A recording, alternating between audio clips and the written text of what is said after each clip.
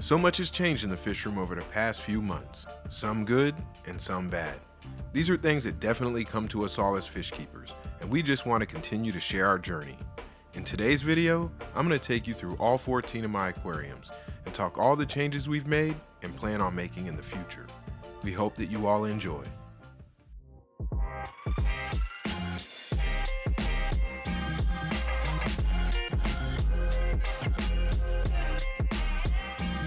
I figure that we'll start here. This is the 75-gallon grow-out tank in our bedroom. This aquarium has been one that we've used to grow out several of the fish that are now in aquariums throughout both mine and Will's fish rooms. We've been able to grow out one albino tiger oscar, one chili red oscar, and one flagtail, who are all now in permanent fixtures in some of our larger setups. Even though we've used this aquarium as a grow out, it is one that my wife and I really enjoy at night before going to bed. And now it serves multiple purposes. Part of what we love most about this hobby is being able to share and enjoy it with others. So when we choose a lot of these fish, we did so knowing that some will be permanent and some we are going to grow out and share with friends. Anytime that my wife and I go to our local fish stores, we're not only keeping our eyes out for ourselves, but if we come across something that other friends in the hobby are looking for, we try to always keep them in mind. So when we came across these 2 flagtails and these 5 strawberry leporinus, we couldn't pass them up. The flagtails both currently have homes waiting, and we'll enjoy them for the next few months as the aquariums that they are going in are stocked with mostly fully grown cichlids. We plan on keeping 3 of the 5 strawberry leporinus, with the other 2 also going to friends of ours. Some of the fish in this aquarium came out of my wife and I's first Misfit aquarium and hold sentimental value.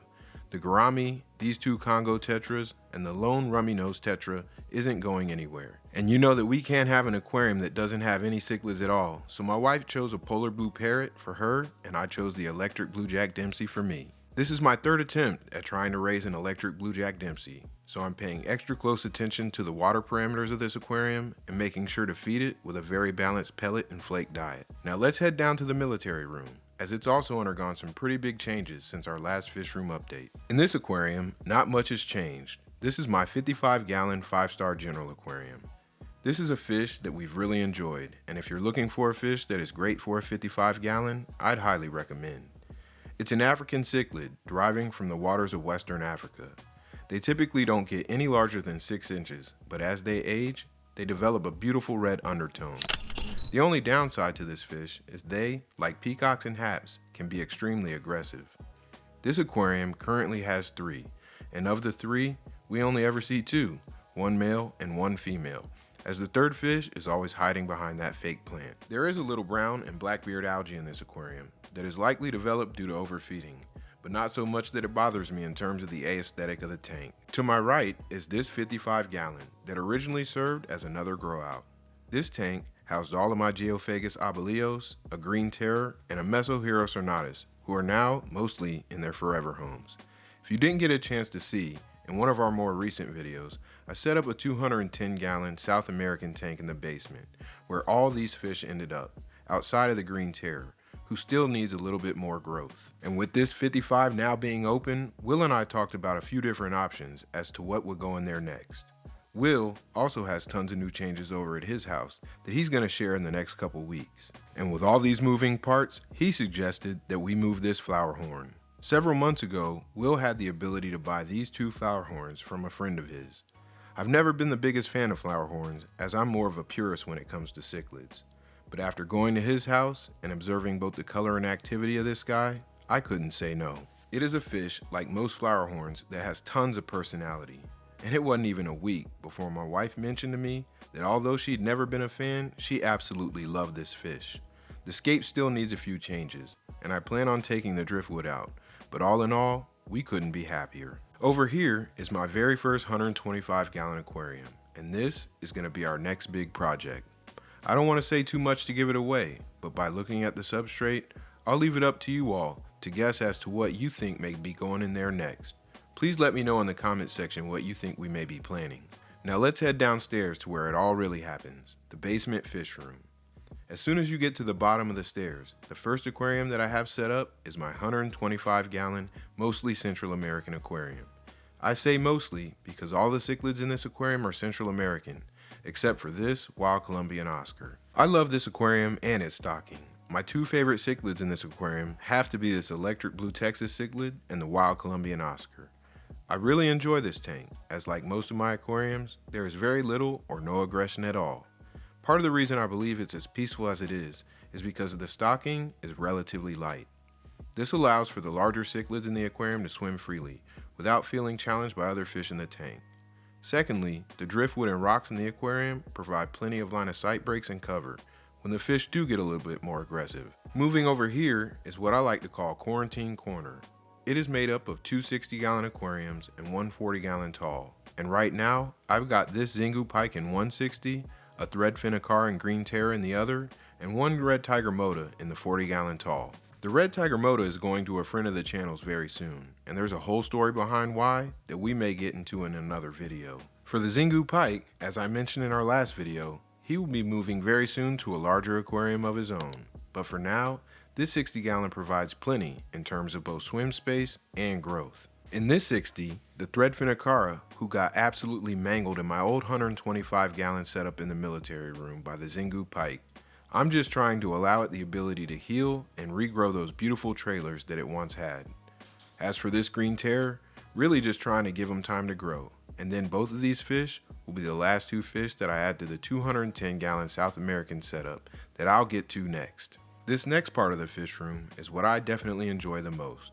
When sitting on the couch, it gives you the perfect view of both sides of the room, of what I really consider to be the display area.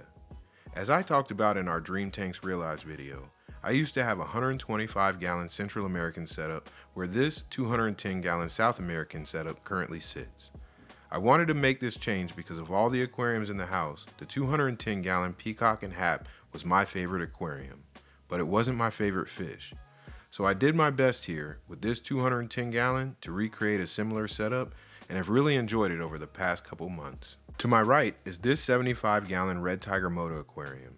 The unfortunate news about this aquarium is that the female that mothered these babies died about 2 weeks after spitting them out. I chalk this up to being my first experience with breeding these fish.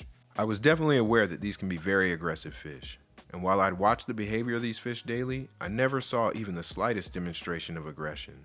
So I decided not to separate them or put a divider in the tank.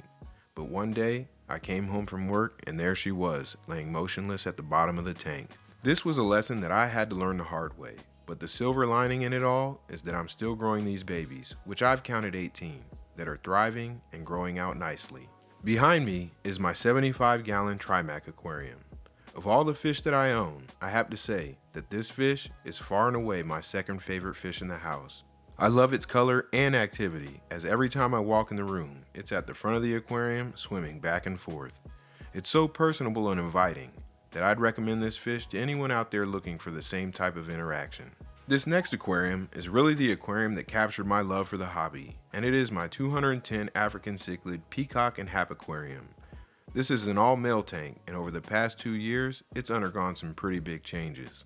Like most African cichlid aquariums, it's seen its fair share of losses.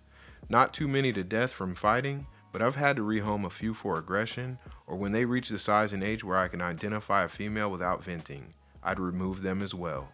Now, and it's been this way for a few months, the hierarchy's been established, and the only time that I really see any aggression at all is post-water change, and that normally resolves itself fairly quick. The cichlids in this aquarium have plenty of swim space, and with their size, activity, and color, can be so fascinating to just sit back and enjoy. The tank boss of the aquarium is this Strigatus, who of all the fish in the tank is the only confirmed murderer.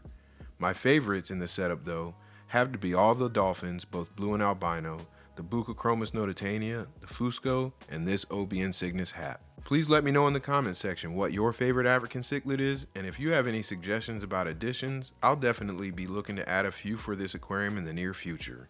To the left of this aquarium is the fish that for me started my love for cichlids in general. This is my 75-gallon Mesoheros Feste, or Red Terror aquarium.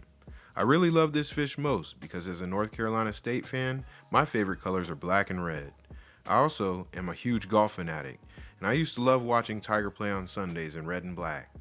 And the females of this species explode with contrasts of red, yellow, and black. If you followed us for a while now, you also probably know that this is the cichlid that inspired our logo. This aquarium started as a group of 3 juveniles.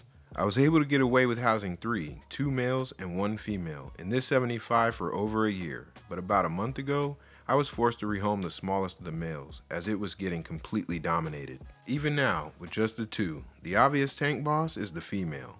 She definitely lets a male know at least hourly that she is the boss with a few chases and nips, but as of now, the aggression is manageable. I like having the 2 in this aquarium because I'm sure that just his presence agitates her just enough to where she really colors up. If she does get any more aggressive throughout the year, I'll definitely be moving this male. And finally, behind me, is my absolute favorite cichlid of all, the Nandopsis haitiensis, or Black Nasty. I've moved this fish all around the house to make sure that he always had plenty of room to grow and was unchallenged when it came to eating. He's become a true beast, and like the Trimac, has so much personality. Out of all 14 aquariums, there are only 2 fish that I've developed the type of relationship with that influenced me to name them. Oscar de la Hoya, the Oscar in my 210, and this guy, who I named Nino after a character in one of my favorite movies of all time, New Jack City. He's really thrived in this 125-gallon setup after Will and I moved him a few months ago, after we decided to move all of my Mbuna from my house to his. And if you haven't seen that video, check out the link in the upper right hand corner.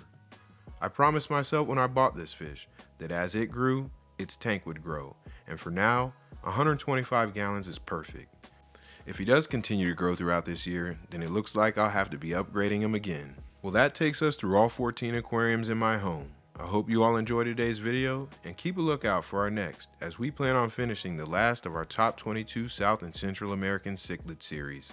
Please don't forget to hit that like and subscribe, and until next time, be safe.